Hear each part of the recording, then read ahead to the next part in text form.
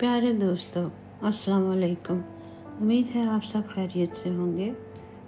आज आप जो अफसाना समात फरमाएंगे उसके तख्लीकार हैं चौधरी मोहम्मद बशीर शाद और उसे आपकी खूबसूरत समातों तक पहुंचाएंगे हम, यानी आपकी पेशकार सहर। अफसाने का उन्वान है हमराज। तो चलिए दोस्तों, अफसाना हमराज सुनते हैं।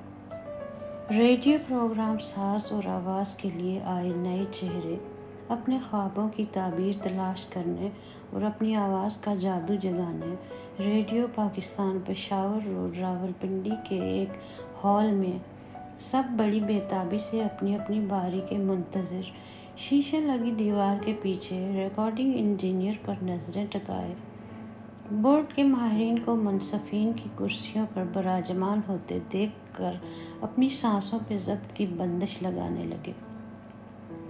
सबको मुल्हका कमरे में बिठा दिया गया और हर कोई बुलाए जाने पर अपनी आवाज़ मशीनों में मुंतकिल करवा के यास व उम्मीद के मद्दोजज़र में बाहर आ रहा था।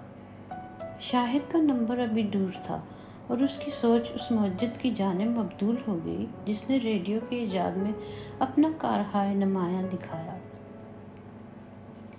बेदार बरकी शोहों के ज़रिए पैगामात की तरसील और वसूली का काम मार्कोनी से पहले कंटोकी का एक किसान नाथान स्टेबलफील्ड कसरे शाही के सैन में कामयाब तजर्बा कर चुका था, जिसे देखते हुए भी किसी ने अहमियत नहीं दी और एक शब 1892 का असल मस्जिद 1929 को सोते में कत्ल कर दिया गया और इसके आलात चुरा लिए गए। ज़मीन, पानी और हवा में बरकी मकनातीसी रोही रेडियो के ईजाद का मौजब बनी, जिसकी शोहरत बाद अज़ां इटली के मौजद मार्कोनी के हिस्से में आई। बेशक ज़रूरत ईजाद की माँ है, लेकिन बाज़ औक़ात अचानक हादसाती तौर पर कोई मुस्बत नतीजा निकल आता है। इसे अपनी आवाज़ को साज़ के साथ मिलाकर गाने का कोई तजर्बा नहीं था, लेकिन मेज़ पर हाथों की जुम्बश और गले का इश्तराक करते करते वो इस मुकाम पर पहुंच चुका था जहां इसकी ख्वाहिश पूरी हो सकती थी। इसे स्टेज के रमूज और औकाफ में कदरे दस्तरस हासिल थी, लेकिन बाप की लानतान से खाइफ व फनकार की बजाय एक गायक बनने आ गया, क्योंकि इसमें मूछें कटवाने की नौबत नहीं आएगी।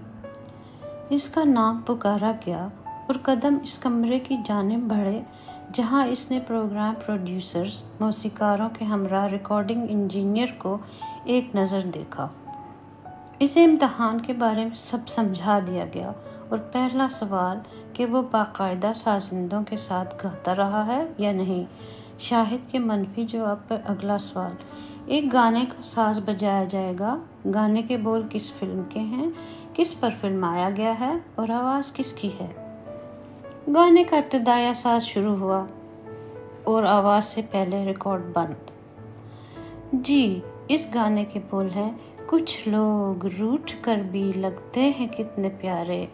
फिल्म का नाम अंदलीब है, वहीद मुराद और शबनम पर फिल्माया गया है और प्लेबैक सिंगर अहमद रुश्दी हैं।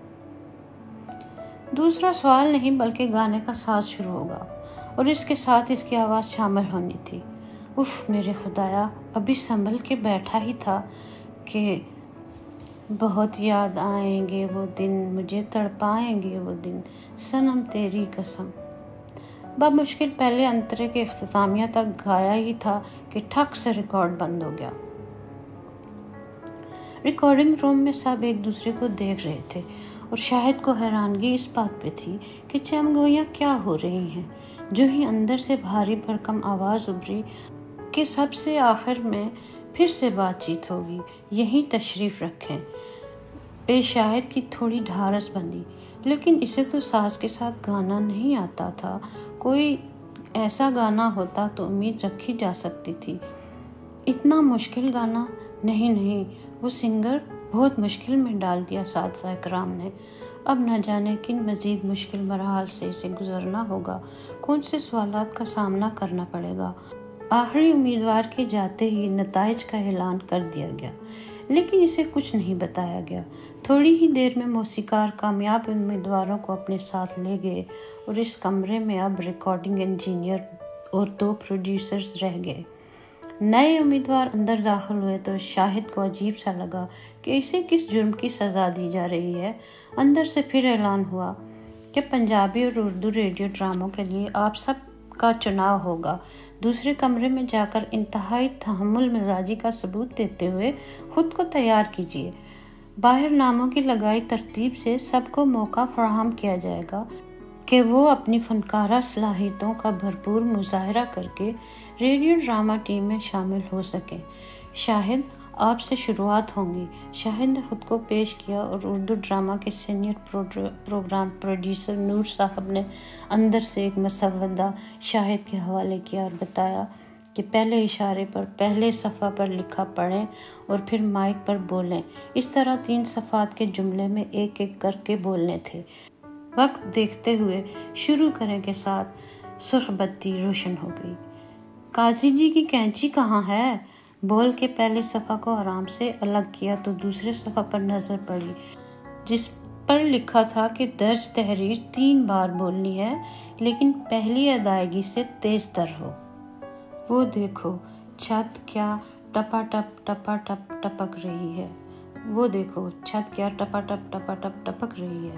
وہ دیکھو چھت کیا ٹپا ٹپ ٹپک رہی ہے۔ ادائیگی ہوتے ہی تیسرے صفحے کی تحریر جو سامنے آئی، اس کی ہدایات کچھ دقت پیدا کر رہی تھیں۔ شاہد کے چہرے پر ابھرے ابھار کو پروڈیوسر بھانپ گیا اور خود رہنمائی کی کہ اس صفحے پہ تحریر جو لکھی ہے اسے ایک بار تہمکانہ اور دوسری بار بے پرواہی کا مظاہرہ کرتے ہوئے کہاں تھوڑا وقفہ لگا کے ادائیگی کرنی ہے، اس سے مائک پر اجاگر کریں۔ فکرہ تھا روکو مت جانے دو۔ سمجھ میں جو کچھ آیا، وقت ضائع کیے بنا پہلا جملہ اونچی آواز میں روکو مت جانے دو پہ پروڈیوسر کا چہرہ کشادہ ہوا تو دوسرا جملہ بے پرواہ ہو کر تھوڑا مسکراتے ہوئے بولا روکو مت جانے دو۔ اندر سے واہ واہ کی آواز کیا آئی۔ شاہد ہر سوال کے لیے ہمہ گوش تھا۔ پنجابی پروگرام پروڈیوسر الطاف پرواز صاحب نے تو بغیر کوئی سوال کیے اتنا کہا کہ ہر ہفتے ایک واری ہماری گلی وچ بھی رونقاں لگن گیاں۔ ہاں یار نہیں جانا۔ الطاف پرواز صاحب کی بات پہ سب ہنس دیے اور شاہد آخری امیدوار تک وہیں بیٹھا رہا۔ نتیجہ نکلا تو شاہد سنگر کے بجائے فنکار بن کے کامیاب ہوا۔ بہت سے امیدواروں میں شاہد، شمع، زبیر، زوبی اور روبینہ اردو پروگراموں کے لیے منتخب ہوئے اور انور کو پنجابی پروگرام میں جگہ مل گئی۔ سینئر فنکار سید علی کے ساتھ زبیر، زوبی، روبینہ اور ضمیر کاظمی کے سپرد شاہد اور شمع کر دیے گئے۔ مسودے تقسیم کیے گئے تاکہ اپنے اپنے کردار جلد از جلد پڑھ کے ہفتے کے اندر ریہرسل مکمل کر کے ریکارڈنگ کی جا سکے۔ مزید گفت و شنید چلتی رہی اور ریڈیو اسٹیشن کی کینٹین سے سموسے اور چائے کا انتظام پرانے فنکاروں نے اپنے نئے فنکاروں کے لیے کر رکھا تھا۔ یوں ایک ٹیم تیار ہو گئی جو مستقبل قریب میں آن ایئر ہوگی۔ سید علی طویل قامت، بہت ملنساز اور کراچی کے بود و باش میں اردو کے تلفظ پر خوب دسترس رکھتے تھے۔ کراچی ہی سے تعلق رکھنے والی درمیانے قد کی شمع بھی بات چیت میں اچھی فنکارہ کی صلاحیت رکھتی تھی۔ روبینہ کا تعلق راولپنڈی سے تھا اور وہ اردو کے ساتھ ساتھ پٹھواری میں بھی پروگرام کرنے کی خواہش مند تھی۔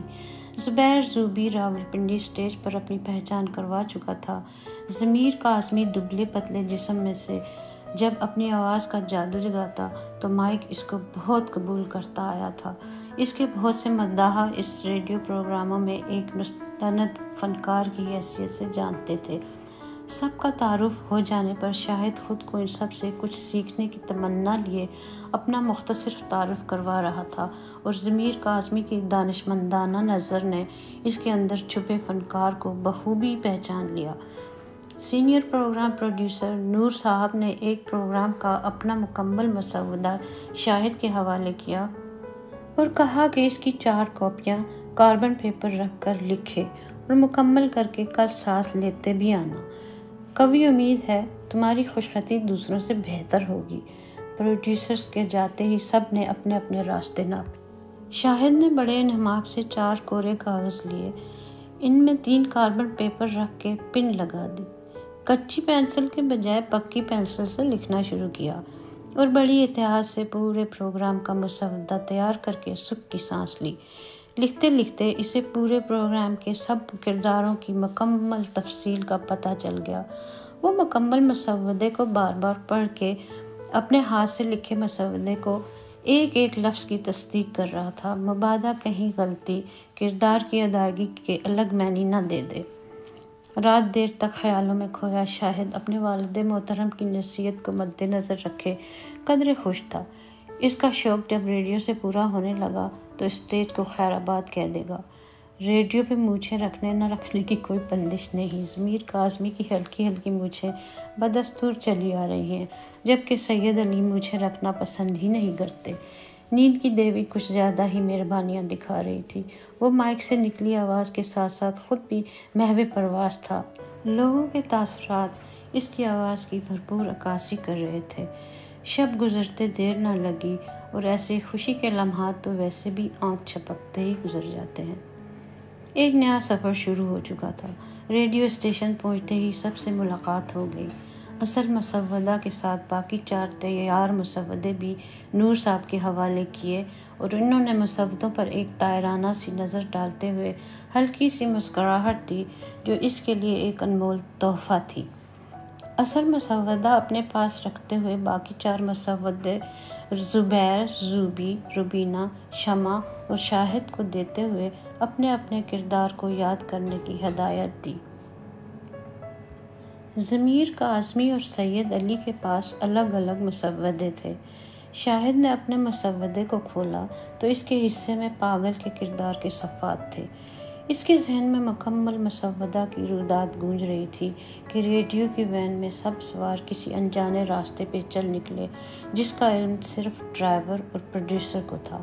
نور صاحب بالکل خاموش دور کہیں اپنی سوچوں میں مستغرق شاید نئے ڈرامہ کی تشکیل دے رہے تھے کہ ڈرائیور نے وین کی رفتار ہلکی کر کے مینٹل ہاسپٹل کے مین گیٹ پر بریک لگائے۔ گیٹ پر متعین گارڈ کو اجازت نامہ دکھاتے ہوئے وین پارکنگ میں لگا دی گئی، اور نور صاحب کے ہمراہ 6 فنکار ان کے نقش قدم پر چلتے رہے۔ جہاں جہاں فنکار کو کہا گیا، اسی پاگل کردار کی حرکات و سکنات اور اس کی خود کلامی یکے بعد دیگرے ہر فنکار اپنے اندر سمو رہا تھا، اور شاہد کو ایک 1.5 عمر خاتون کے احاطے کے باہر اس کی حالت کو نقل کرنے کے لیے ہدایت دیتے وقت نور صاحب نے بتایا کہ یہ خاتون ایک پروڈیوسر کی بیوی ہے، اس کے رد عمل پر غور کرنا۔ بس اتنا کہہ کے وہ آگے بڑھ گئے، لیکن اس خاموش تباہ خاتون کی سماعتی پردوں سے جیسے کوئی مانوس آواز نے پورے بدن میں ہلچل سی مچا دی۔ اپنے بکھرے بالوں کو جھٹک کر اپنی آنکھوں کو وا کیے طنزیہ ہنسی میں تم آ گئے کہہ کر اتنا اونچا کہکا لگایا کہ شاہد کا دل دہل گیا۔ دور جاتے ہوئے لمبے سائے میں خود کو سموئے اس کی آنکھوں سے ٹپ ٹپ گرتے موتی گالوں کی ویرانی سے ڈھلک کر زمین بوس ہو رہے تھے، اور انہی ہچکیوں میں اس نے اپنا منہ دوسری جانب پھیر لیا۔ بالکل ساکت بت بنی ماضی کی یادوں میں کھوئے اس کردار کو کچھ یاد نہ رہا کہ وہ پاگلوں کے ہسپتال میں ہے۔ وین میں بیٹھے تمام فنکاروں پر ایک عجیب سی کیفیت طاری تھی، جس کا اظہار ان کے چہروں سے عیاں تھا۔ وہ سفر پر گامزن تو تھے، لیکن ہسپتال کے ماحول میں ڈوبے ہوئے اپنے اسباق ازبر کر رہے تھے۔ واپس ریڈیو اسٹیشن پہنچتے ہی سب ریڈنگ روم میں اپنے مسودوں کے ایک ایک لفظ پر اپنی کارکردگی دکھانے میں کوشاں تھے کہ پروڈیوسر نور صاحب نے شاہد کو اپنے کمرے میں بلایا۔ وہ سر جھکائے ہدایات لینے کے لیے منتظر تھا کہ اسے مسودہ پڑھنے کو کہا گیا۔ ابھی پہلا مکالمہ سمندر کی گہرائی۔ ایک زناٹے دار تھپڑ شاہد کے گال پہ انگلیوں کے نشان ثبت کر گیا۔ لفظ سمندر نہیں سمندر ہے، اوپر زبر ہے، پیش نہیں، اور تم جو بول رہے ہو وہ ایک آتشی کیڑا ہے جو آگ میں پیدا ہوتا ہے۔ شاہد تھپڑ کی کسک، نہیں استاد محترم، یہ تو کسی خوش نصیب کے حصے میں آتا ہے۔ تمہاری شادی ہو چکی؟ جی بات چیت تو چل رہی ہے۔ بہتر ہے تم اس شعبے کو چھوڑ دو، کیونکہ جو لگن تمہارے وجود میں پنپ رہی ہے اس کی رنگت میں دیکھ چکا ہوں۔ بہتر ہے تم معاف کیجیے، اب میں آپ کے زیر سایہ اپنی منزل تک پہنچ جاؤں گا۔ مجھے اپنی شاگردی میں لے کے دور نہ کیجیے گا۔ پر ہلکی سی چپت لگا کے نور صاحب نے مثبت میں سر کو جنبش دی اور بڑے پیارے انداز میں وہ مزید گویا ہوئے۔ قاف پہ 2 نقطے حلق سے نکالنا اور ڈنڈے والے قاف کی آواز الگ ہوتی ہے۔ غین اور قاف کا فرق واضح رکھنا۔ اردو بے شک اپنے اندر ایک لشکر کو سنبھالے ہوئے ہے، لیکن ہر زبان کا اپنا ذائقہ ہوتا ہے جس میں دوسری زبان کی شمولیت اس کی ساخت کو تباہی کے دہانے پر پہنچا دیتی ہے۔ مختلف زبانیں سیکھنا اچھی بات ہے، اور علاقائی زبانیں ہر 12 کوس پہ اپنی شناخت کرواتی ہیں، جس سے وہاں کے باسیوں کے رہن سہن کا پتہ چلتا ہے۔ اردو میں صرف اردو استعمال کرنا، اور جب ہماری گلی پنجابی پروگرام میں جاؤ تو ہر بار ہر کسی علاقائی زبان کو نشر کرتے ہیں، اس کا خاص خیال رکھنا۔ الطاف پرواز ایک اچھا پروڈیوسر ہے۔ اب تم جا سکتے ہو۔ اپنے دوسرے ساتھیوں کے ساتھ ایک دوسرے سے مکالمات کی ادائیگی کا اہم مرحلہ عقل مندی سے نبھانا۔ جی بہتر کہتے ہوئے شاہد دوسرے فنکاروں میں پروڈیوسر کی ہدایت کے عین مطابق اپنے کام میں مگن ہو گیا۔ فائنل ریہرسل کے ساتھ ہی ریکارڈنگ میں سب کی محنت رنگ لائی، اور رات خبروں کے بعد یہ ڈرامہ آن ایئر ہو گیا۔ ریڈیائی لہریں بہت سے سامعین کے پردہ سماعت میں رس گھولتی اپنا مقام بنا گئیں۔ ایک نئی آواز نے اس وقت خود کو نمایاں کیا جب ریڈیو پاکستان لاہور سے پنجابی پروگرام میں نظام الدین عروج پر تھے۔ آزاد کشمیر ریڈیو تراڑکھل آزاد کشمیر اپنی آزادی کے پروگراموں میں چاشنی بھر رہا تھا۔ ریڈیو ایران زاہدان سے فرمائشی پروگرام کی دلکشی عروج پر تھی۔ بی بی سی سے لندن اور وائس آف امریکہ سے اردو پروگرام دنیا کی سیاسیات پر قبضہ جمانے میں کوشاں تھے، اور آکاش وانی پر سیکولرزم کا پروپیگنڈا کرنے میں سب ایڑی چوٹی کا زور لگا رہے تھے۔ ان سب کے مابین ایک منفرد اردو پروگرام سب رنگ کی ابتدا ہوئی، جس میں ایک آواز نصف گھنٹہ ایک کہانی کو صوتی اثرات اور کہانی کے مطابق آواز کے لوچ میں خود کو اس قدر عوامی شاہکار بنا گئی کہ مارکیٹ سے فلپس، مرفی، مارکونی، زینت، بش، ہٹاچی، فرگوسن اور نیشنل کے اعلیٰ برانڈز ریڈیو زیادہ تر گھروں میں اس آواز کی لگن میں پروگرام شروع ہونے سے قبل ریڈیو بینڈ پر فریکوینسی تلاش کرنے میں محو نظر آتے۔ شاہد کے سننے والوں میں خاطر خواہ اضافہ ہوا۔ سال بھر کی انتھک محنت رنگ لائی، اور ہر روز چاہنے والوں کے خطوط میں گونا گو اضافت شاہد کو سالانہ ایوارڈ کی صف میں شامل کر گئی۔ سب سے زیادہ خطوط جہلم سے نون شین نے پروگرام سب رنگ کی مد میں معرفت پروگرام پروڈیوسر ارسال کیے، جس میں اس فنکار کو سراہا گیا جو اکیلے سال بھر اپنی آواز کا جادو جگا کے سامعین کے دلوں پر راج کرتا رہا۔ بہت سے خطوط شاہد کے نام آتے رہے جو شاہد کی زندگی کا قیمتی اثاثہ بنے۔ شاہد اپنی زندگی کے اس عروج پر جانے کی تمنا کیے شب و روز محنت کر رہا تھا، جس میں اس کا ایک ریکارڈ بن جائے، اور نہ چاہتے ہوئے بھی اس کو شادی کے بندھن میں باندھ دیا گیا۔ شادی کے 1 مہینے میں ہی اس کے پروگراموں میں قدرے کمی کیا واقعہ ہوئی کہ ایک تہلکہ مچ گیا۔ ہر کوئی خطوط میں اس کے متعلق بہت سے سوالات کر رہا تھا، جس کے جوابات اختصاری دیے جا رہے تھے، جو عوام میں اور ارتعاش برپا کرنے کا موجب بنے۔ پنجابی پروگرام ہماری گلی میں شاہد کا میواتی بولی کا کردار بہت مشہور ہوا، اور اس کا مزاحیہ رخ بھی ابھر کر سامنے آیا۔ سننے والوں کی پسندیدگی اس کی زندگی کا حاصل تھی۔ وہ ایک بار پھر اپنی لگن میں مگن اپنی فنکارانہ دنیا میں لوٹ آیا۔ گرمی زوروں پر تھی، اور ریڈیو اسٹیشن کے احاطہ میں شیشم کے اشجار کے سایہ تلے شاہد اور سینئر پروگرام پروڈیوسر نور صاحب پروگرام سب رنگ کو ایک نئی ڈگر پر لانے سے متعلق گفت و شنید کر رہے تھے کہ گارڈ نے شاہد سے ملنے والوں کی نوید سنائی۔ نور صاحب نے شاہد کے چہرے کا بغور مطالعہ کیا اور اس سے کہا کہ جائیے اپنے مہمانوں سے مل لیجیے۔ شاہد کی زندگی میں یہ پہلی بار ہوا تھا کہ کوئی انجان جوان سال صفِ نازک اس سے ملنے ریڈیو اسٹیشن تک پہنچ چکی تھی۔ وہ گیٹ کی جانب قدم بڑھا تو چکا تھا، لیکن کئی بار مڑ کے استاد محترم کو بھی دیکھ رہا تھا، جو کہ گیٹ کی جانب ہی چلے آ رہے تھے، مگر کچھ فاصلے پر کھڑے ہو گئے۔ شاہد نے ایک نازک اندام لڑکی کو سامنے پا کر تھوڑی ہچکچاہٹ سی محسوس کی، تو آداب بجا لاتے ہوئے نرم و نازک ہاتھ کا انداز اسے شکریہ کہنے پر مجبور کر گیا۔ اس نے اپنا تعارف کرواتے ہوئے کہا کہ وہ جھیلم سے آپ کے تمام پروگراموں کے لیے خط ارسال کرتی رہی ہے۔ اچھا، تو آپ ہیں نون شین، بہت بہت شکریہ۔ آپ کے خطوط کی اضافت میرے ایوارڈ کا حصہ بنی اور آپ کی قیمتی رائے میری زندگی کا انمول اثاثہ ہے۔ سپاس گزار ہوں کہ آپ ملاقات کے لیے یہاں تک تشریف لے آئیں، اور وہ لڑکی جو دور کھڑی ادھر ہی دیکھ رہی ہے وہ بھی آپ کے ساتھ ہے؟ جی، وہی مجھے یہاں تک لے کر آئی ہیں، ورنہ اس دور میں گھر سے باہر کون قدم رکھنے دیتا ہے۔ بس آپ کو دیکھ لیا، اب صرف ایک سوال پوچھ کر واپس جانا چاہوں گی۔ میرا نام نسیم ہے اور امید ہے کہ آپ مجھے سوال کرنے کی اجازت دیں گے۔ بسط شوق کیجیے، آپ کو اس کا مکمل حق ہے، کہہ کر شاہد نے پیچھے جو دیکھا تو استاد محترم کافی قریب آ چکے تھے۔ ہمارے بہت قریب آنے والی شخصیت آپ کے پروڈیوسر لگتے ہیں۔ اس سے قبل یہ اور قریب آ جائیں، یہ بتائیے آپ کی شادی؟ جی، مہینہ بھر پہلے اس بندھن میں مجھے جکڑ دیا گیا ہے۔